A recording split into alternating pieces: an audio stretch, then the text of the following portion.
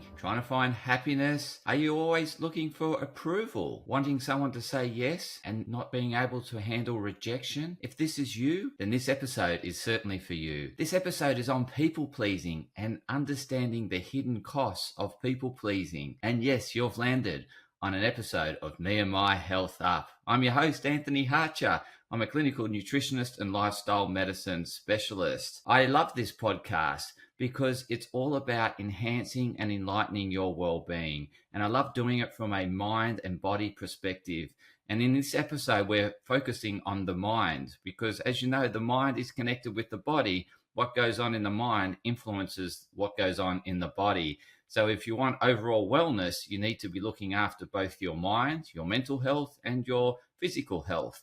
And this episode is focused on people pleasing and understanding what it's costing you from people pleasing. And certainly there'll be people out there listening that are not quite sure whether they're a people pleaser. So I'm going to discuss how you can unravel whether or not you're a people pleaser and once you're aware of it, then you can actually do something about it. So certainly, as you know, Health Up is a very practical and pragmatic podcast. It's about giving you tips and hints on how to succeed in all areas of wellness and well-being. So let's talk about people pleasing, and are you a people pleaser? And in essence, a people pleaser is someone that says yes to everything and struggles to say no. They'd like to say no because often when they say yes, they're thinking, oh, I don't really want to do that. And now I'm looking for a reason to get out of it, right? So if that's you, then yes, that's people pleasing. When you're looking for approval, seeking approval from others,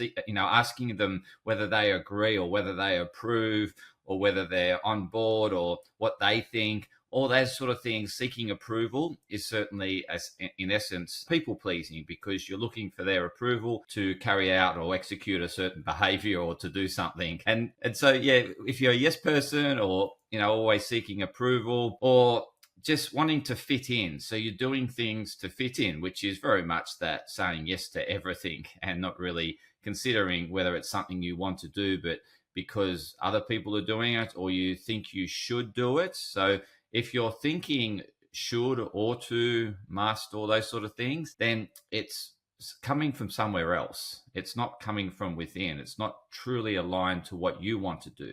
In essence, this podcast, I love doing this podcast. So there's no one telling me to do this podcast. I'm not trying to people please anyone in doing this podcast. I'm actually recording this episode on a public holiday. So it's a delight to be doing this for you and enhancing your well-being because I love doing that. That's my mission. My purpose is to enhance and enlighten the well-being of others. So I live for that. And so if you're catching yourself and considering things that I should turn up to this function or it's something I should do or I ought to do it or I got to do it, those sort of thinking in your brain is you looking to fit in and please someone, like by saying yes, that you think that they want you there. But in essence, they could be just trying to be polite and make you feel that you're welcome, but they might underlying think that I don't really want you to come. I want you to say no. And at the same time, you're thinking, yes, I want to say no, but I don't want to let you down. And therefore, it's a lose-lose situation. So this episode is helping you identify when you're in a people-pleasing mindset and how to, creating that awareness and then how to break free of that cycle of people pleasing. So it's probably important to understand where it comes from. And it starts from childhood. It really does. It starts from wanting approval and seeking mum and dad's approval and acceptance because you want to belong, you want to feel connected, and it's a real survival instinct. So it ultimately comes from surviving because as humans we need one another in order to survive. We're not solo creatures. We are collaboratory social beings where we work together to achieve common outcomes, or I guess common outcome is survival. So that's where it's wired in terms of that primitive wiring from early on, is seeking mum and dad's approval and acceptance so that you fit in. You're reliant on them to survive. You cannot physically fend for yourself. It's not like some animals where they're popped out and they're pretty much standing within, a day or two or within hours of being popped out. And so they're much more quickly able to survive without the support of their parents a lot quicker than what humans are. We actually need time with our parents in order to be able to survive by ourselves. And so it really comes back to that early days of wiring the brain and being in that survival thinking that I need my parents. I need their approval and I need their love in order to have a shelter, in order to be fed. And so we're constantly doing yeses to our parents. And then as we start to get older, we start to want and desire more independence. We want to find ourselves. With our parents, we're sort of, coexisting with them. As we age and we want to get more independent, we want to actually find ourselves and who we are and what we can contribute to the wider community, to the wider social network or social fabric. So that's, in essence, why we sort of start saying no, is we're wanting to find ourselves. And through our teenage years, we're saying yes and no. We've got a blend of yes and no's. We're in some ways realizing that mum and dad are still feeding us and providing shelter, and we want connection with them and the support in order to survive through them. And so we say enough yeses in order to stay connected with them and keep under the roof of mum and dad. Obviously, there's those children that can't handle that and really want the freedom a lot earlier, and every child is different and everyone grows at a different rate and everyone seeks that independence at a different rate. And so some children leave home really early. Some are forced to leave home, others choose to leave home, and ultimately it's them on that mission to find themselves and realize that they develop enough confidence within themselves to be able to, they can do it. They'll find a way. And so that really comes from how your parents have raised you, whether they've allowed you to find your soul, find your essence through allowing you to fail or allowing allowing freedom. So if you weren't given much freedom, then you become more dependent on your parents and you become more of a people pleaser. So if your parents were over supportive and gave you a lot, then there's not enough reason for you to want to seek something else because they're providing basically all the survival needs. Whereas your parents, said, you got to work out your own lunch or own dinner, then obviously you start finding ways to survive by yourself. And so it really depends on how your parents raised you, whether they were over supportive parents or they, actually gave you a lot of freedom and independence at an early age. If they gave you a lot of freedom and independence at an early age, you're more likely to leave home earlier and seek your own identity and find your own identity and thrive. Whereas those that spent a lot of time being over supported and nurtured and babied, so to speak, take much later. They find it much later in life. They look for it much later in life, well beyond their friends. Their friends are out flashing amongst one another where they're still living at home. So again, we all do this at different rates depending on our upbringing and our parents and how they wanted to raise us, and continue to say yes based on our desire to stay truly dependent on them, or we start to say no to start finding our own independence. And so that occurs at different rates. And so this is how we end up where we are in terms of whether you're in your 20s, 30s and 40s or 50s. Some people are still very much yes pleasers because that's how they were raised. That's all they know. That's their world. It's their reality is people pleasing. And hence why they don't like when people aren't doing that to them, because they think that's reality, that everyone should people please. And then that's tied up with social, I guess, norms, so to speak. So the social norms are about fitting in, about, conforming. It's like the laws of the state or the laws of the nation. It's about conforming, fitting in. We saw it very much in that COVID period. There was people that were strongly aligned to fitting in and doing what the social norm was.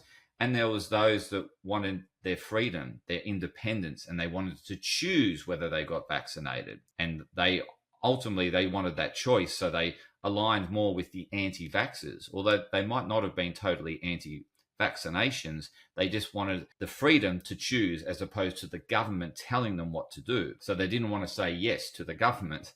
They wanted their own, that freedom of choice. So that sort of brings me to, I guess, people that have migrated to Australia that very much dependent on staying in Australia, so they'll conform to the government's rules in order to stay, and that can create some sort of dependence on the government, because you never wanted to return back to the war-torn country, so to speak, because that was so terrifying or traumatizing that you then develop this strong allegiance and alliance to the government and their way of thinking, and you toe the line because you don't want to get kicked out of the country. And that can become very much hardwired in your psyche. And then that hardwiring in the psyche can be then passed down to future generations.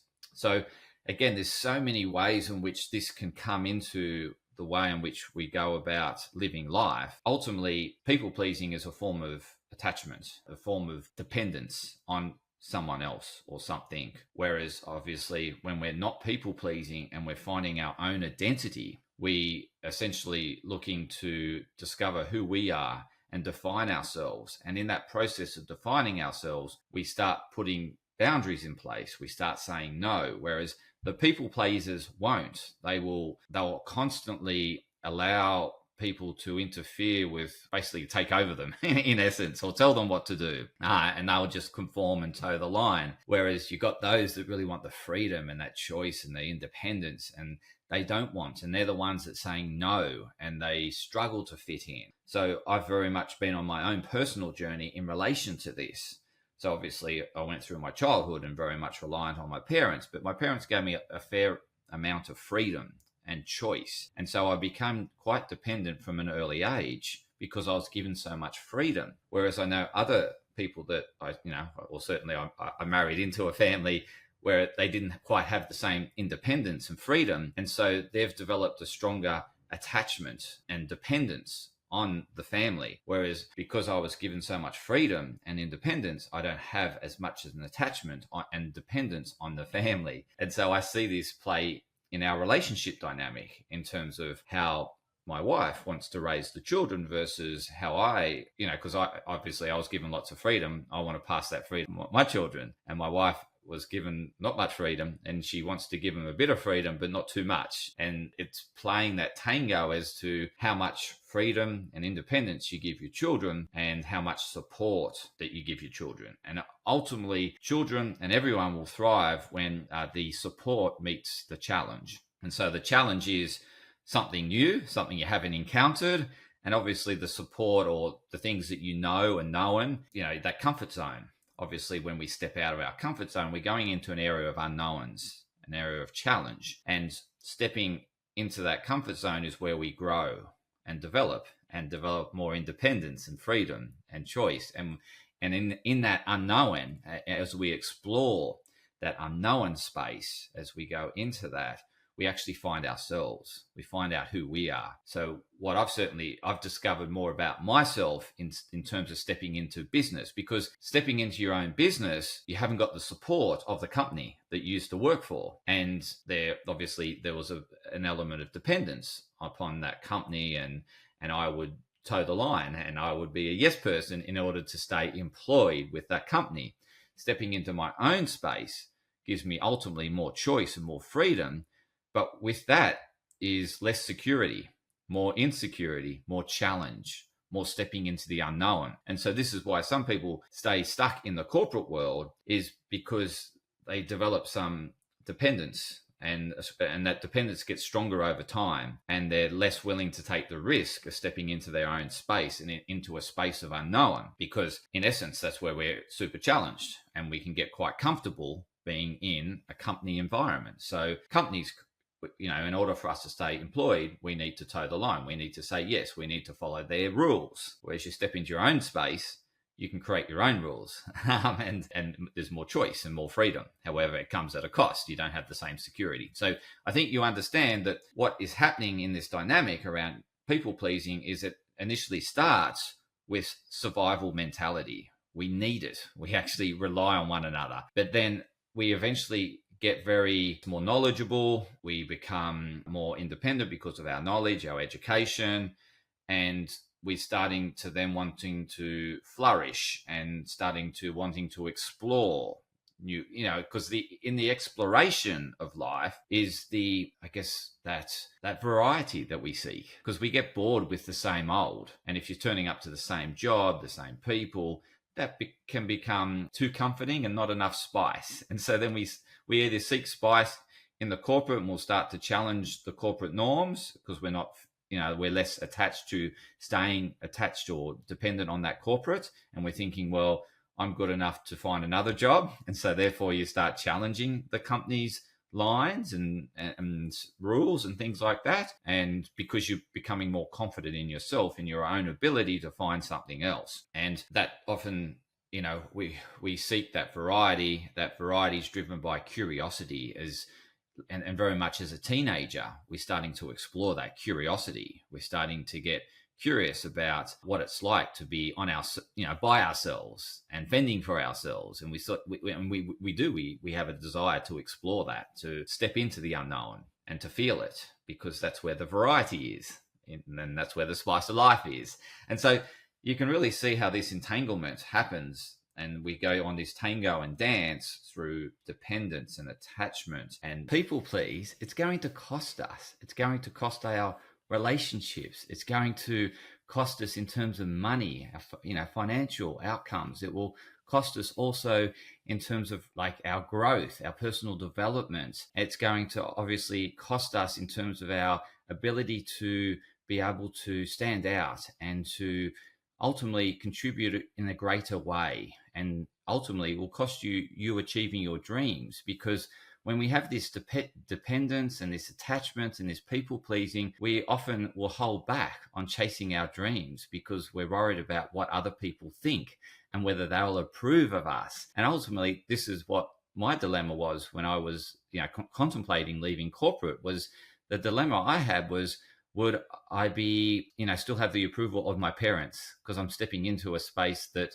they necessarily didn't encourage when I was leaving school. And so I was thinking, it's going to cost me my relationship with my parents. And I knew I was going to be challenged by my parents because it was, again, against what they viewed as the way in which you live life, in essence. And so I was willing to take that challenge because I had the support of Adriana, my wife. And so I had support through her, and I knew I'd be challenged through my parents, but that sort of balance, that mix, enabled me to explore the unknown, to be able to start detaching from that area that I thought was, in essence, people pleasing, which was working in a corporate job, doing the corporate thing. So that ultimately wasn't where I was going to thrive. So I knew that, and hence why I stepped out, and I've never looked back in terms of, it was, challenging, very challenging. And I think I've really grown a lot from taking that step away from people pleasing and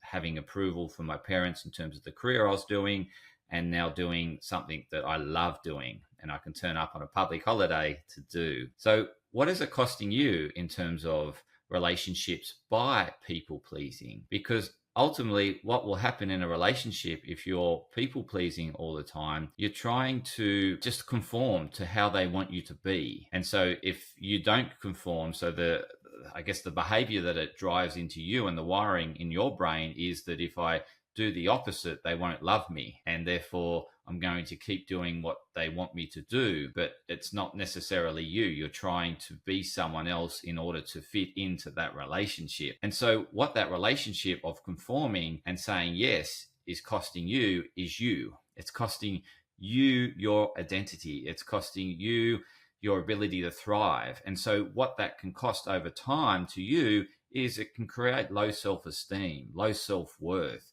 because you lose who you are. You start to lose ultimately yourself because you're so wanting to do what others want you to do, as opposed to the things that are really true and deeply meaningful and purposeful to you, true to your soul, true to your spirit. So what we want the relationship to evolve as is that respect for one another of who they are and helping one another thrive in terms of who they are, as opposed to saying that this is the way you should do in order to win my love, in order to win my approval. Because when you place conditions around love, it's not true love. So there's no conditions around love. It's unconditional. So you love, ultimately, love is loving the person for who they are, not for what or how they do things for you, or them fitting in with how you want them to behave. It's loving both sides of them. It's loving when they do the things that support you and also do the things that challenge you, because ultimately the relationship grows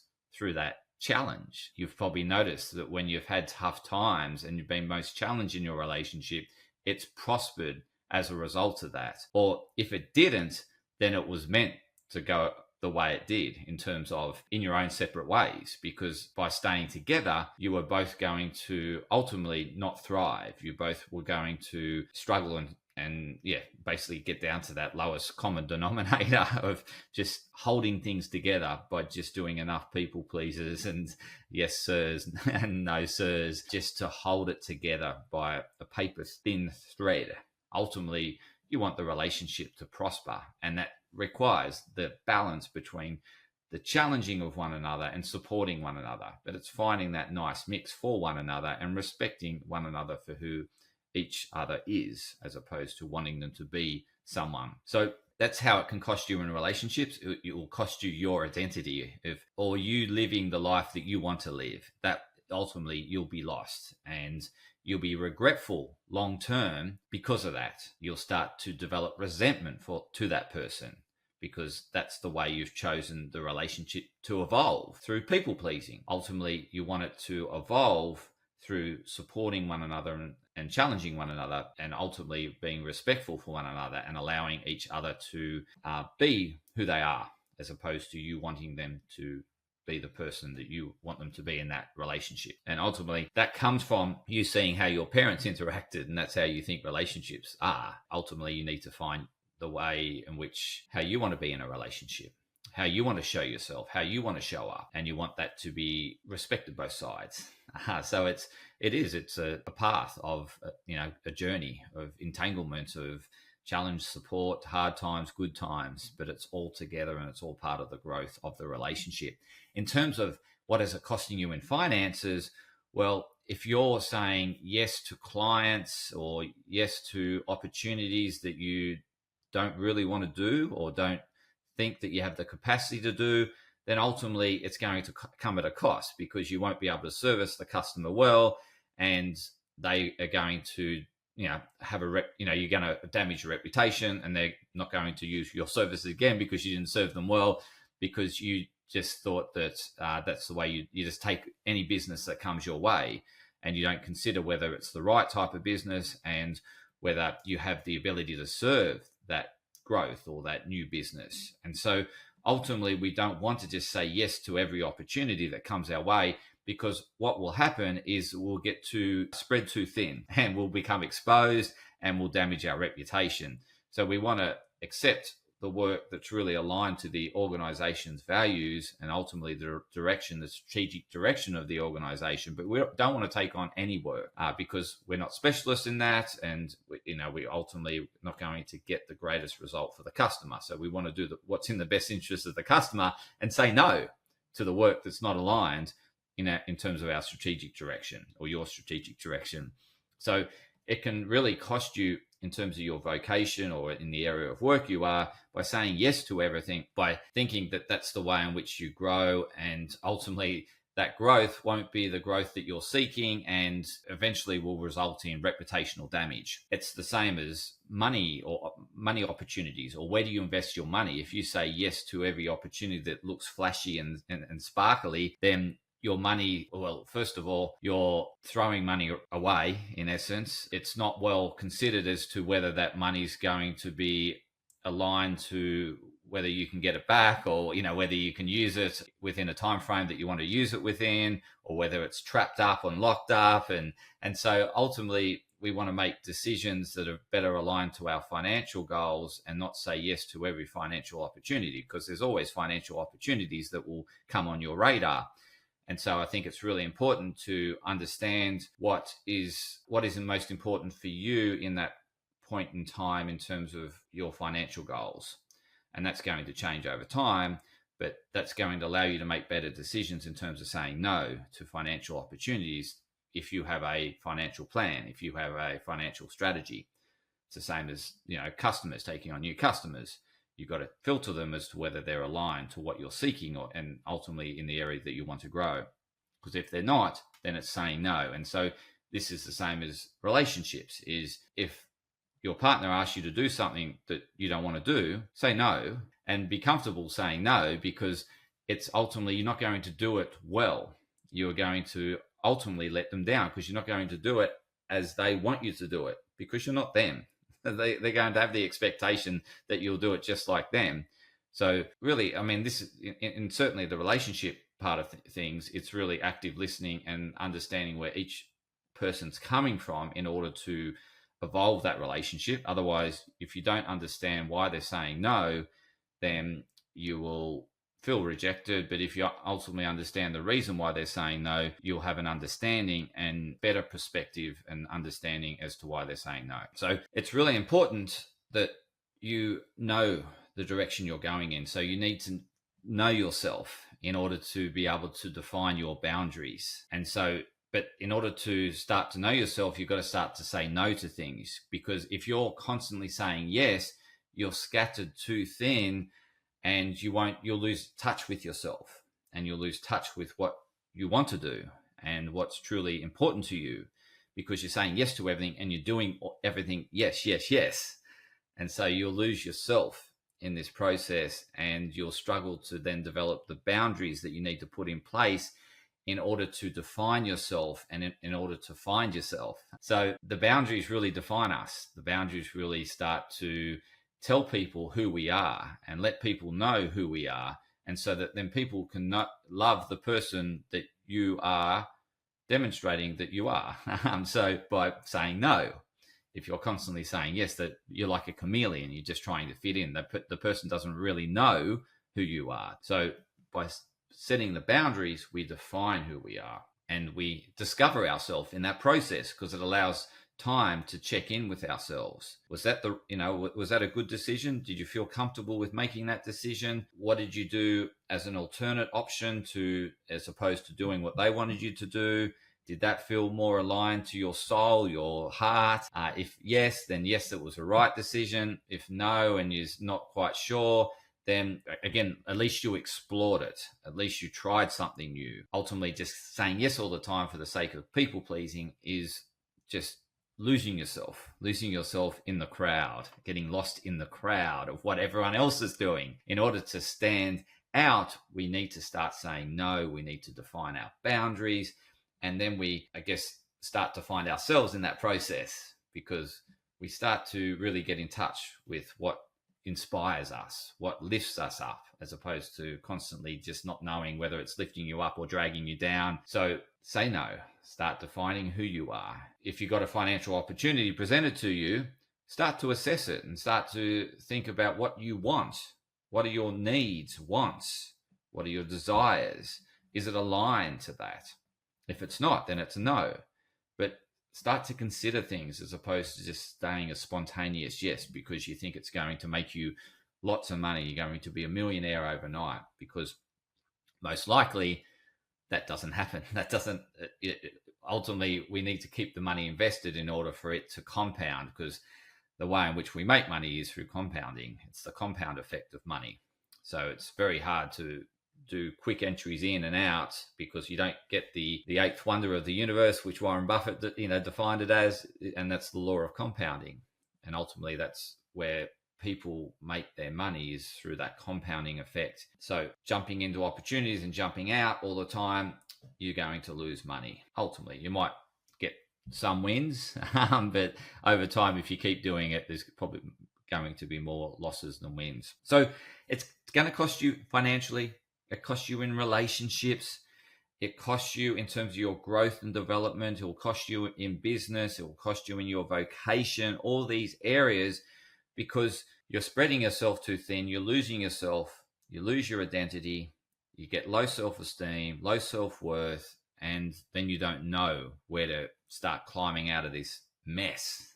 So the way in which you get out of it is start defining your boundaries. Start saying no. to things that don't really excite you or inspire you. If they're just a meh, or sort of nah, or we'll see. But there's no point also that saying yes and hoping something better pops up so you can give an excuse or something like that. Over time, that may be the way in which you do it, but over time you'll get more comfortable, more certain, the more you know yourself around your decisions, and you won't sort of say a tentative yes and then see if something better comes up and then give excuses. That's the way in which you sort of start this process generally. Obviously, if you find yourself very quickly and aligning yourself to your values, probably worth talking a bit about what's important to you. And it's the things that really give you energy, what sparks you up. So what are the things that you get invited to that you go to and you feel energized?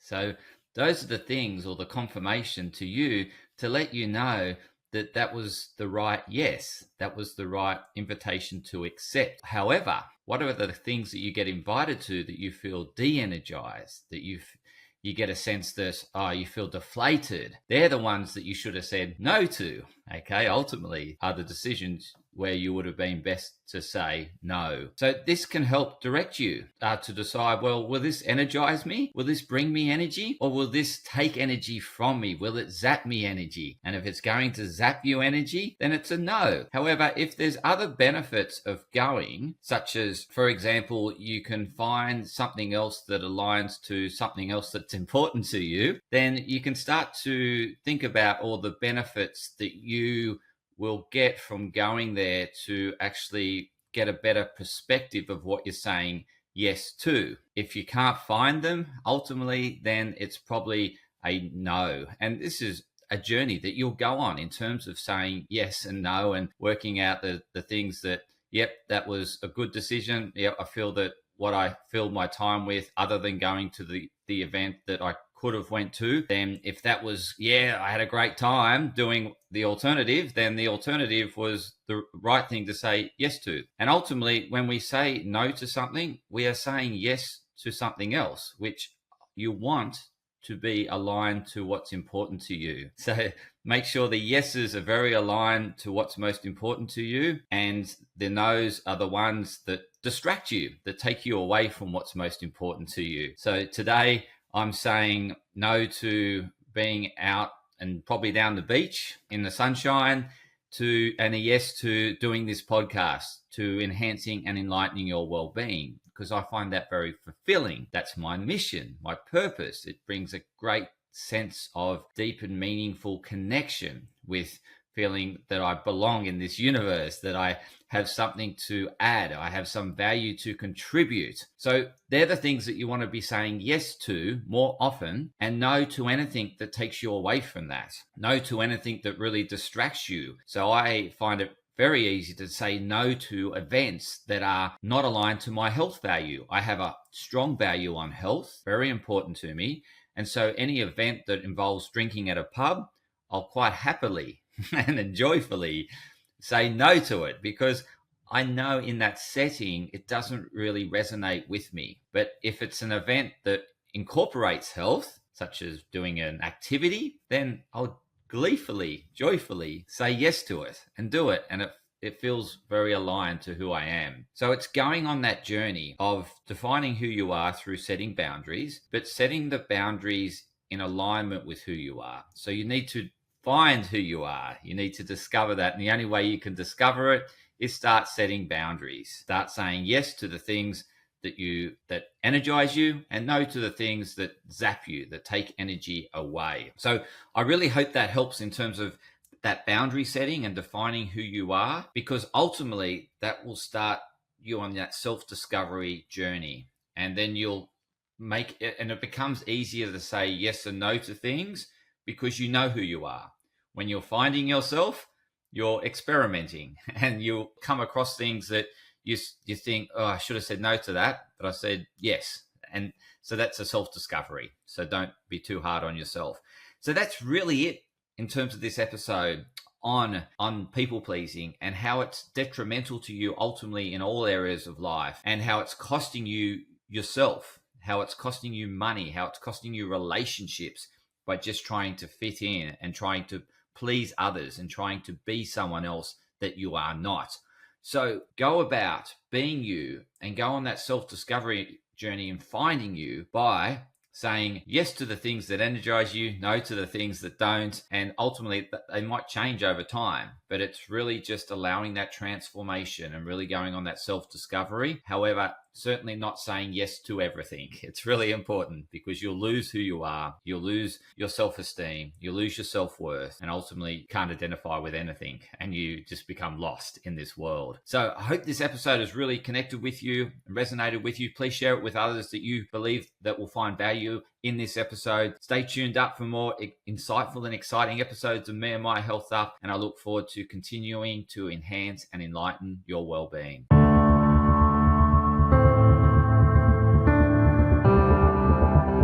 Podcast disclaimer. This podcast and any information, advice, opinions, or statements within it do not constitute medical, healthcare, or professional advice and are provided for general information purposes only. All care is taken in the preparation of the information in this podcast.